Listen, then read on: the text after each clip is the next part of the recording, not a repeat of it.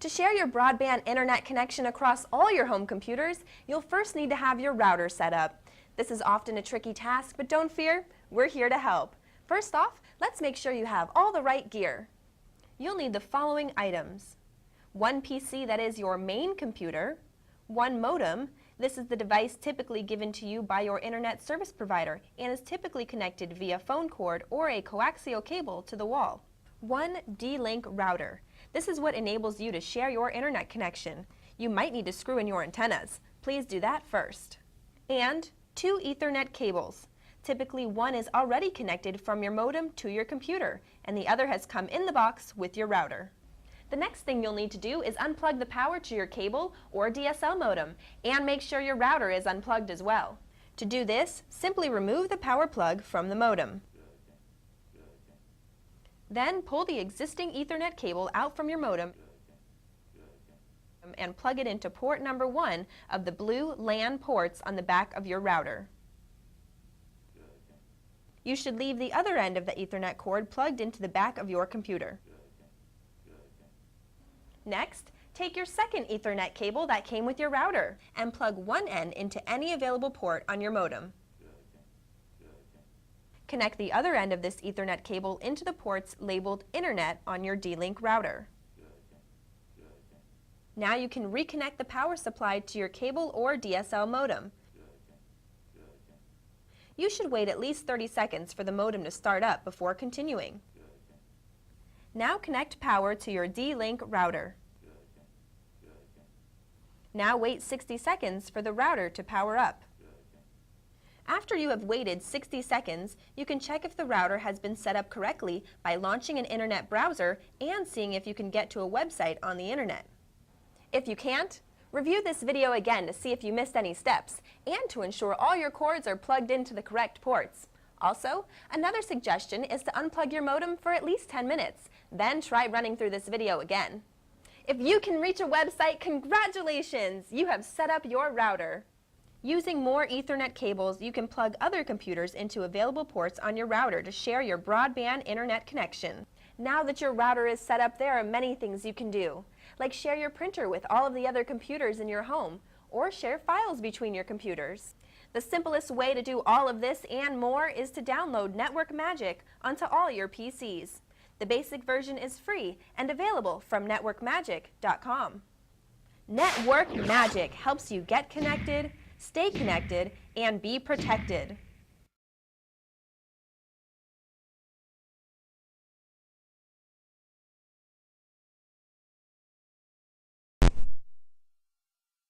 Hi everybody, this is Jeff from WiFiCastle.com. This is the quick and dirty security setup for a D-Link wireless router. The interfaces for the D-Link are all pretty much the same. So as you can see, my model number here is the DIR 655. If that's not your model number, no worries. This should all work pretty much the same. So when you first log into the router, this is the screen you're going to see. You've got options on the left and you've got options on the right. The first thing we're going to do is change the administrator password. Then we have to add encryption for the data. We also have to change the SSID or the broadcast name of the router. So the first thing that we'll do is we will change the administrator password so not everybody can log into your router. So you go to Tools, Admin is right here. Here's the administrator settings so you know you're in the right spot. And here's the password. So type in a new password and then verify it. And then you can go down here and change some other things if you'd like. You can add another user, and here's the difference between the admin and the user accounts. One is basically read-only, and the other one can do administrative stuff. So if you want someone else to log into the router and look at things, you can make an account here, put in a user or put in a password here, and the login would be user, and then they could see what the settings are. The system name you can change here if you want. That's really unnecessary. And these other settings we won't worry about right now.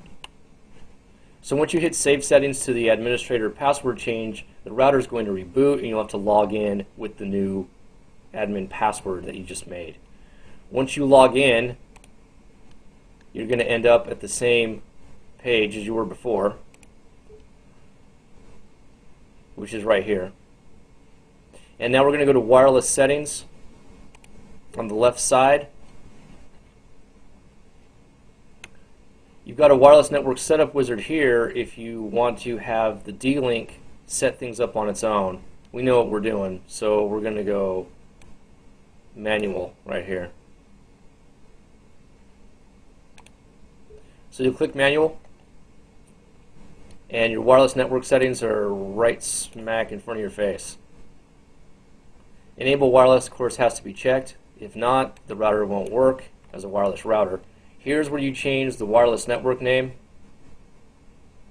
and D-Link is nice enough to remind you it's called the SSID.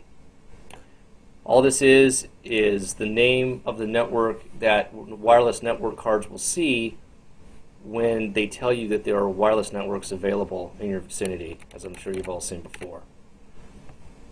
So put in a unique name here, something that, I guess I should spell unique right, even though that in itself is a unique name. The mode you can leave for now, and everything else here you can leave the same for now. And now here's the security mode. The D-Link doesn't set any by default, so the data is not encrypted. You'll have to choose one here. The best one to choose is WPA Personal, because WPA Enterprise requires another set of authentication that most smaller home networks don't have. So choose WPA Personal. You can leave it at Auto, WPA or WPA2. That just allows newer and older network cards to connect. And then you can leave this the same also. D-Link wants you to use WPA2 only. And you can do that. You just got to make sure that your wireless network card can handle WPA2. If it's a newer card, most likely it will. And then for Windows XP, it has to be able to handle it also. You can experiment and change this to WPA2, and then if you can't get on, log back into the router with a network cable and change it back to auto. But for now, leave it auto and then put in the key here.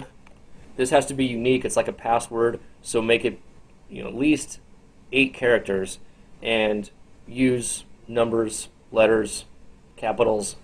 Just don't spell out a name like your name or my house or something like that. When you're all done with that, you're going to hit Save Settings. The router will reboot. You'll have to connect to the network now with this unique name, which you will see because the router is broadcasting. So you'll be able to see the name in your wireless network list. Click it. It'll ask you for the pre-shared key. You'll type in the pre-shared key. You'll hit OK, and you'll connect to the network. And now you have done the very, very basics to secure your home or small office wireless D-Link router. For more information, go to www.wificastle.com.